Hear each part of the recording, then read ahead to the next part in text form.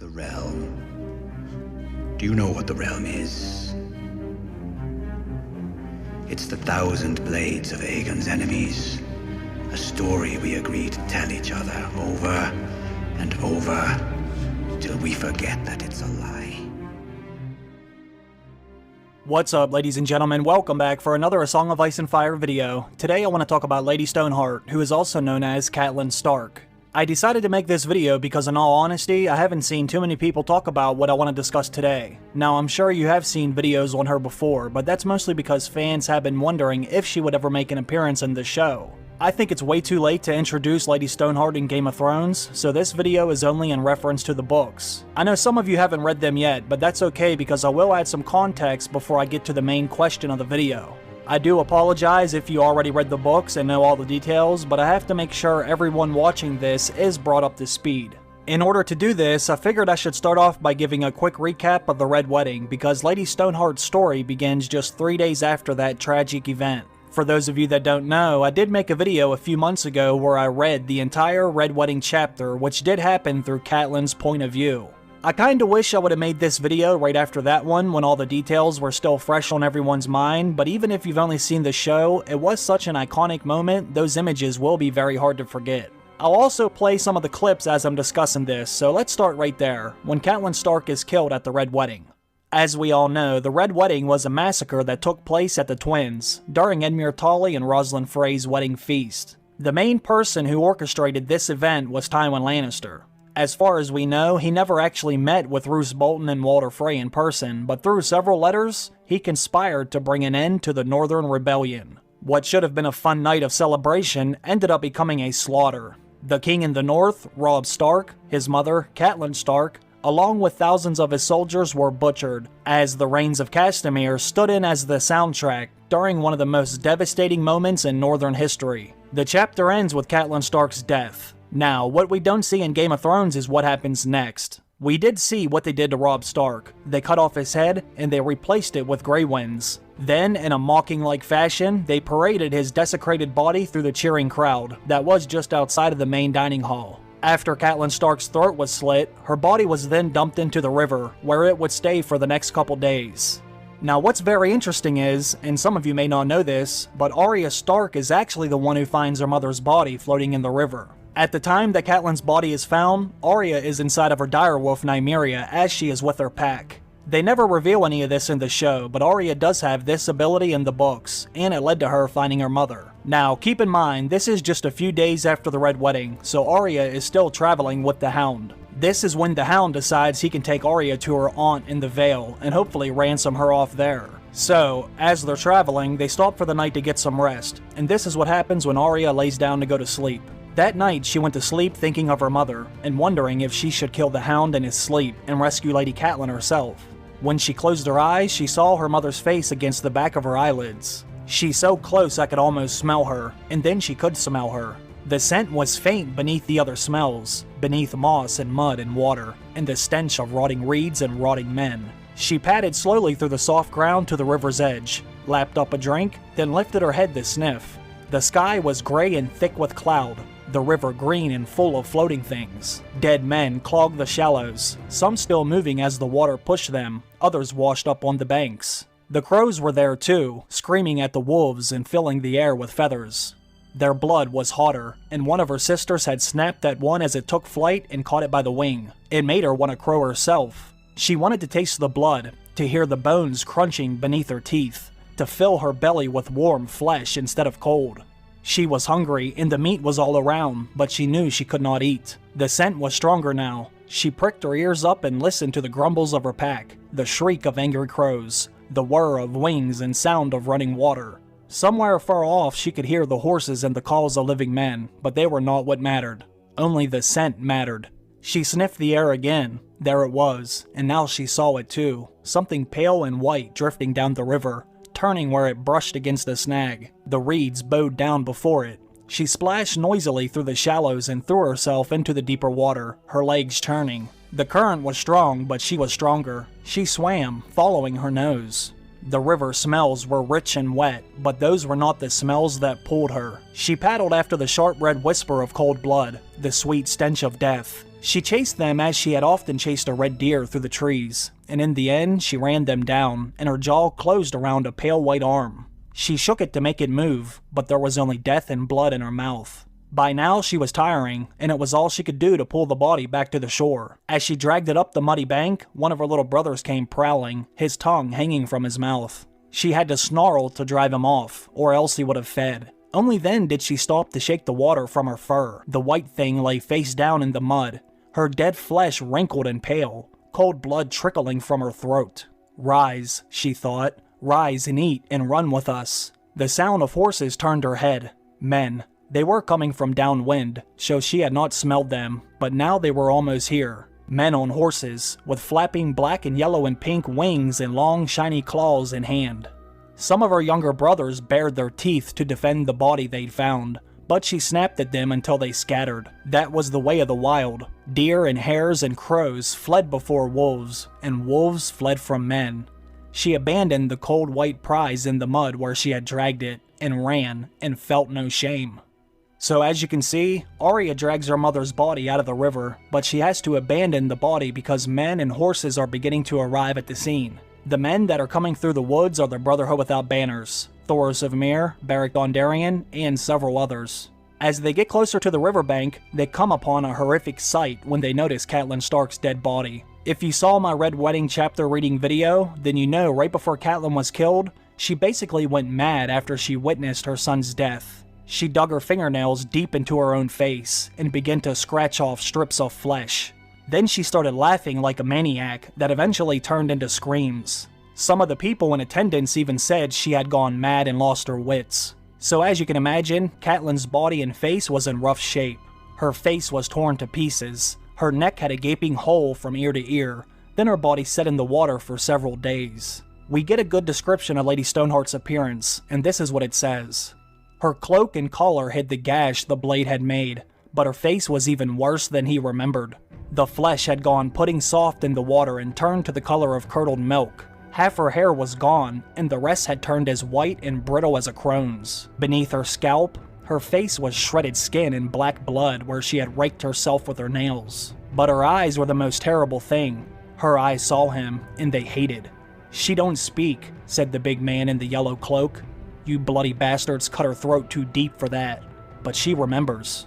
Now, just to clarify one thing, Lady Stoneheart is able to speak a little bit, but she has to cover her throat with her hand. But that doesn't even help that much because her voice is very raspy, and the words are somewhat hard to hear. It's not until later that we find out how Catelyn was brought back from the dead. Some of you may or may not remember a video I made a few months ago about some of the most disturbing scenes from the books that the show left out. Well, one of those scenes I read was when Brienne of Tarth got into a fight with a character known as Biter. He was one of the men that was locked up in the cage with Jack and Agar. Well, later in the books, Brienne gets into a crazy fight with this man that leaves her nearly dead. In fact, she probably would have been killed if it wasn't for Gendry shoving a sword through the back of his neck. At the end of the fight, Biter was on top of Brienne just beating the shit out of her, but thankfully Gendry came up from behind and killed him. Brienne ends up losing consciousness from this fight, and once she finally wakes up, she realizes she is being held captive by the Brotherhood Without Banners, under suspicion of working with the Lannisters. Keep in mind, Brienne still has the Lannister sword, Oathkeeper. You see, Brienne's close relationship with Jaime Lannister is about to come back and bite her right in the ass, because Lady Stoneheart is now on a mission to kill anyone involved with the Red Wedding. You have to remember, one of the last things Catelyn heard before she was killed was, Jaime Lannister sends his regards. So even though Lady Catelyn and Brienne once had a good relationship, you can see how her close ties to Jaime can now cause a bit of a problem. After Brienne wakes up and realizes she is being held captive, she finds out Lady Catelyn has rose from the dead, and this is what it said. "Lady Catelyn?" Tears filled her eyes. They said that you were dead." "She is," said Thoros of Myr. The phrase slashed her throat from ear to ear. "When we found her by the river, she was 3 days dead. Harwin begged me to give her the kiss of life, but it had been too long. I would not do it. So Lord Beric Dondarrion put his lips to hers instead, and the flame of life passed from him to her, and she rose. May the Lord of Light protect us. She rose." As you can see, Brienne is in a bit of a predicament. Now, we know that Brienne is still trying to help Lady Catelyn by finding her daughters, but Lady Catelyn isn't quite sure who is still on her side. so now she's on a mission of vengeance. Just as a side note, Lady Stoneheart has a few other nicknames that you might not know about. She's also called the Silent Sister, Mother Merciless, and my personal favorite, the Hangwoman. Now when Brienne is brought before Lady Stoneheart, she has to try and explain her way out of this situation, but it falls on deaf ears. She does look kinda guilty. Not only does she have the Lannister sword, but she also has a signed letter from King Tommen, which Jaime did give her to help her stay safe while she looked for Catelyn's daughters. But none of them actually know that Jaime is actually trying to honor his oath of promising to make sure the Stark sisters are safe. They assume Brienne plans on finding them and handing them over to Cersei. You really can't blame her for thinking this way, because who can really trust Jaime Lannister at that point? Especially after the Red Wedding, when one of the last things you hear is Jaime Lannister sends his regards. If I were Catelyn, I would be thinking the same thing. Brienne also has Podrick Payne with her, and this doesn't help either because everyone knows Podrick was a Lannister squire. And not to mention, it was Podrick's uncle who took Ned's head off. However, Brienne is given the opportunity to get out of the situation, but she only has to do one thing. All Lady Stoneheart wants from Brienne is Jaime Lannister. Brienne responds to this by saying, "You don't understand. Jaime, he saved me from being raped when the bloody mummers took us, and he later came back for me. He leapt into the bear pit empty-handed. I swear to you, he is not the man he was. He sent me after Sansa to keep her safe. He could not have had a part in the Red Wedding." Lady Catelyn's fingers dug deep into her throat, and the words came rattling out, choked and broken, a stream as cold as ice. The Northman said, "She says that you must choose. Take the sword and slay the Kingslayer, or be hanged for a betrayer. The sword or the noose, she says. Choose, she says. Choose." Now can you imagine how Brienne must have felt in this moment? I mean, holy shit. She has two choices. You either die right now, or find Jaime, who we all know she loves, and kill him. This choice isn't as easy as it seems, and this is one of the reasons why I love that George R. R. Martin likes to write about the human heart being in conflict with itself. So now Brienne has this big choice to make. She only needs to say one word, sword or noose. But Brienne says, "I cannot make that choice." There was a long silence after that. Then Lady Stoneheart spoke again. This time, Brienne understood her words. There were only two. Lady Stoneheart said, "Hang them." All three of them, Brienne, Podrick, and Sir Hyle. Each of them had a noose around their neck. Brienne felt the hemp constricting, digging into her skin, jerking her chin upward. Sir Hyle was cursing them eloquently, but not the boy. Podrick never lifted his eyes, not even when his feet were jerked up off the ground. If this is another dream, it is time for me to awaken. If this is real, it is time for me to die. All she could see was Podrick, the noose around his thin neck, his legs twitching. Her mouth opened. Pod was kicking, choking, dying. Brienne sucked the air in desperately, even as the rope was strangling her. Nothing had ever hurt so much. She screamed a word. You see, when Brienne sees Podrick dying, she decides to scream the word sword, in order to be cut down. But by doing this, she is also agreeing to find Jaime Lannister and either kill him herself, or bring him to Lady Stoneheart. Brienne does eventually make it to Jaime's camp. She tells Jaime she needs his help saving Sansa from the Hound. But she also tells Jaime that he's got to come with her alone, or else she will be killed. Unfortunately, no new book has come out yet, so everyone is still waiting to find out how this all plays out. Now this is where I want to get into some of my own thoughts and opinions on Lady Stoneheart's story. I'm sorry if it took too long to get to this point, but I wanted to make sure everyone gets a good sense of Lady Stoneheart's current status in the books, because the television show never goes into any of this. Now, what Lady Stoneheart does next is still up for debate or open to interpretation. When it comes to her story, one of the things I'm looking forward to the most is obviously how this Jaime and Brienne situation gets taken care of. Let's assume Brienne gets Jaime to follow her to Lady Stoneheart. How is Jaime going to get out of this situation without getting himself killed? Unless he's able to offer them something that is worth more than his own life. Another thing I want to know is how will Jaime react if Brienne never tells him the truth about why she came to get him. Brienne is essentially leading him into an ambush that could lead to his death, so I'm assuming he would see this as being betrayed by Brienne, unless she gives him a heads up about what they're walking into. One very popular theory states there will be another Red Wedding, but this time, House Frey will be on the receiving end of the blades. Basically, what could potentially happen is, Brienne delivers Jaime to Lady Stoneheart and the Brotherhood Without Banners. Then instead of killing Jaime, he will help them orchestrate their own massacre. After all, Jaime's relationship with his family has already started to fracture, and he doesn't really give two shits about any of the Freys. Just like in the TV show, Riverrun was taken from the Tullys, and it's now in possession of the Freys. Jaime could help Lady Stoneheart and the Brotherhood Without Banners get access inside the castle in order to slaughter whoever they wanted. But even if Jaime doesn't help them get inside Riverrun, there are other options. The Blackfish is still alive in the books, and he obviously knows his way around that castle. I'm sure he could sneak in just as easily as sneaking out. There is also talks of another possible wedding in the near future between Devon Lannister and one of the Freys. So depending on where that takes place, it might not be too crazy to think someone could crash the wedding. It does look like George could be setting things in place for this to happen. He obviously brought Lady Stoneheart back into the story for a good reason, so I don't think he wants Beric Dondarrion's kiss of life to go to waste.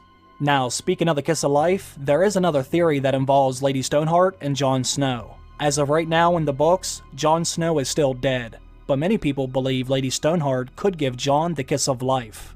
There are some obvious logistical issues. For one, Jon is all the way up at Castle Black, and Lady Stoneheart is down in the Riverlands. Characters in the books aren't able to travel as fast as they can in the show, so it would take quite some time for her to get up to the wall. Not to mention, she is traveling with a band of outlaws, and I highly doubt they would want to march right up the King's Road. But I will say this, even though many of us think Jon Snow will be resurrected rather quickly, that doesn't mean he has to be. There are ice cells at Castle Black, so Jon's body could be preserved in one of the cells. There is also evidence that Jon will go inside of Ghost for some period of time. In Melisandre's chapter it said, "The flames crackled softly, and in their crackling she heard the whispered name Jon Snow. His long face floated before her. Now he was a man, now a wolf, now a man again." That sounds like it could be foreshadowing Jon Snow's resurrection process. He will go from a man to a wolf to a man again. So who knows how long he stays inside a ghost. It could be enough time for Lady Stoneheart to get there and give Jon the kiss of life. But then again, you also have to consider the fact that Catelyn does not like Jon. In fact, the last time they spoke, she told Jon that she wished it was him who fell from the tower instead of Brienne. That is obviously some evil shit to say to someone, especially when he's only 15 years old, and he's getting ready to go spend the rest of his life in the Night's Watch. In the TV show, we basically see Arya Stark play the part of Lady Stoneheart. She was the one who showed back up at the Twins and dealt justice to all the Freys. However, I don't think it will play out the same way in the books. As of right now, Lady Stoneheart is still roughly in the same area of the Riverlands. She is leading the Brotherhood Without Banners as she hunts and kills anyone she thinks assisted in the Red Wedding. Up to this point, she has already executed a couple Freys, and she's only just begun. My main question for the video is, where does her story go from here? I imagine she will continue to deal out her own form of justice, but what's next? Can she ever live a normal life again? I don't think that she can, not in her current state. In my opinion, she will die, and I mean die for good, before the story comes to a close. Some would say that Arya and Lady Stoneheart's stories will be linked until the very end, because Arya is on her own mission of vengeance, and she was also the one who pulled Lady Catelyn's body out of the river. Another interesting thing to keep in mind is this. In the books, one of Arya's many nicknames is Mercy, and another nickname for Lady Stoneheart is Mother Merciless. Some people think this could mean that Arya will end up showing her mother mercy by putting her out of her misery. I'm not so sure I can agree with this one either. The theory I believe the most is Lady Stoneheart orchestrating her own massacre to get payback for her family. Very similar to what Arya did in the show, but I don't think Stoneheart will be using any poison. I think it would be a slaughter or a hang fest. Now it will be very interesting when and if she ever reunites with any of her children. How will they react to their mother's appearance and dark personality? This is one of the main reasons why I don't think Lady Stoneheart will live very long. I don't think she can ever be a normal mother again, not after everything she has been through, and who can really blame her? Even if some of her children survive and they get Winterfell back, can you really picture Lady Stoneheart cooking dinner for her family, or tucking them in at night, when her throat is still cut wide open and her face is mutilated? I just don't see it. If someone doesn't kill her for good, what I think could happen is, once she gets her vengeance on her enemies, and she realizes what kids she does have left are somewhat safe, she might just expire. Once she completes her mission and gets that closure, I could see her just shutting down completely. That's pretty much her only purpose now anyway. So if she's able to do that, then I think George R. R. Martin would find a way to end her story properly. But that's just my opinion. Give me your thoughts or questions on all of this. I know it was a long video, but I haven't talked about Lady Stoneheart in a while, so it was nice to dive into some different ideas. Anyways, I want to thank everyone that has made it this far. I really appreciate you taking the time out of your day to watch the video. I also want to thank all my supporters on Patreon because I appreciate that as well. I hope everyone has a great day. I will see you again very soon. Bye.